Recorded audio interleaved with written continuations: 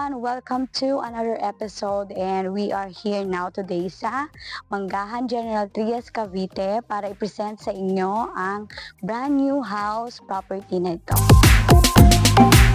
Garage or parking ng property. So kasya dito ang isang sedan or isang SUV. Yan. So dito sa parking meron na ding design sa iyong wall. Then, meron na rin dito na glass. Then, from there sa iyong parking, dito tayo sa pinakang main entrance. Yan.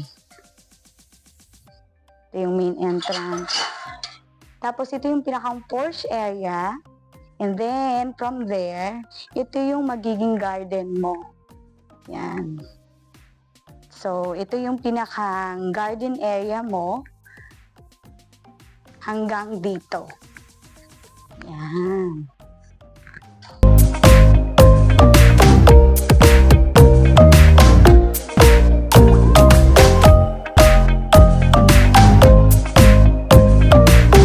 Welcome to your brand new home.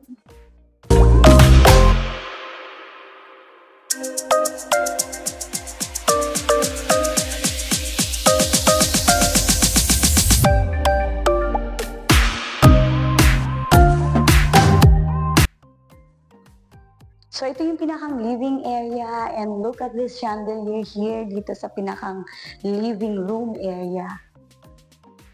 Yan. At tapos ito, ang ganda lang ng design kasi yung pinakang floor to ceiling, napaka-high ceiling niya. Yan.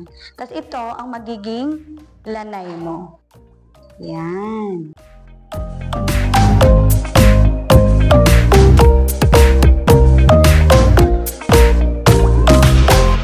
So, this area could be your entertainment. And so, it's a wood cladding din. Ayan. Yung pinakang design niya, floor to ceiling din. Ayan. Hindi nga lang siya finish pa. Ayan. Lahat ito is wood cladding design. So, ito is steel or metal. And then, this one is wood. Wood cladding design. So, dito tayo naman sa iyong kitchen area. Ang lawak ng space, di ba? Yan. Ito yung pinakang sink mo. Sink, may double sink ka dyan. And then, ito lahat. Tiles granite. And then, ito ang iyong pinakang cabinet. Yan. Ito yung cabinet mo. Hindi ko nabuksan. Yan. Yan yung mga cabinet mo. So, hindi pa rin natapos itong mga cabinet, pero konting finishes na lang, maayos din yan. So, from there, sa iyong kitchen, ito yung pinakang service area. But before that, ito yung pinakang pwede mong gawin na dining area. Di ba? Dito sa area na to, pwede mong gawin siya na dining area. Yan. And this area could be your service area.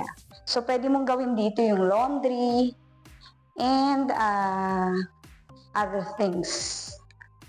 Yan. So, tara, akit tayo dito sa second floor.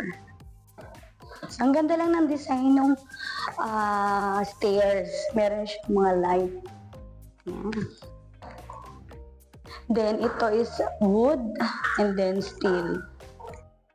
Yan.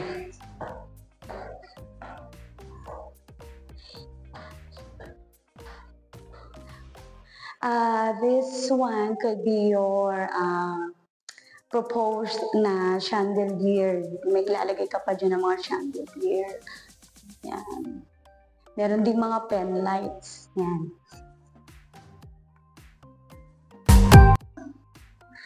So, this is your bedroom number 1. Yan, malawak din yung size. Yan. Kasyang double deck or queen size na bed.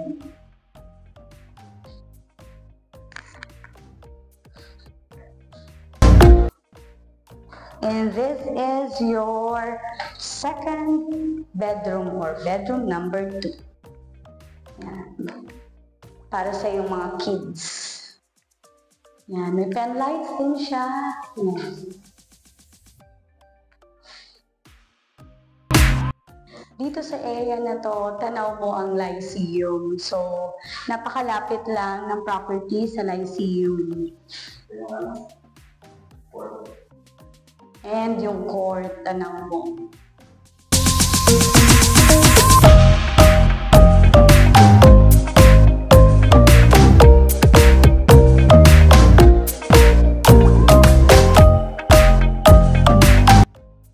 This is your master's bedroom, and look at this lighting pictures here from Dubai Pass.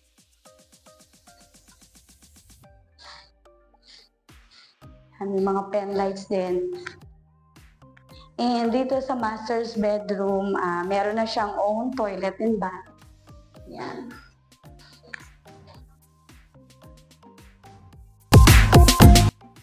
And this door will lead you dito sa iyong balcony para makalanghap ka ng sariwang hangin.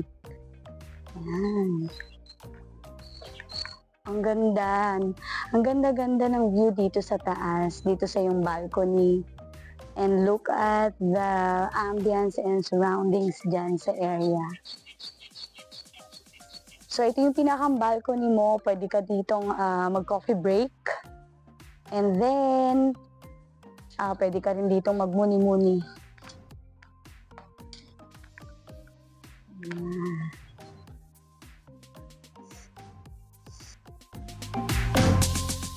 So, the asking price of this property is 12M net.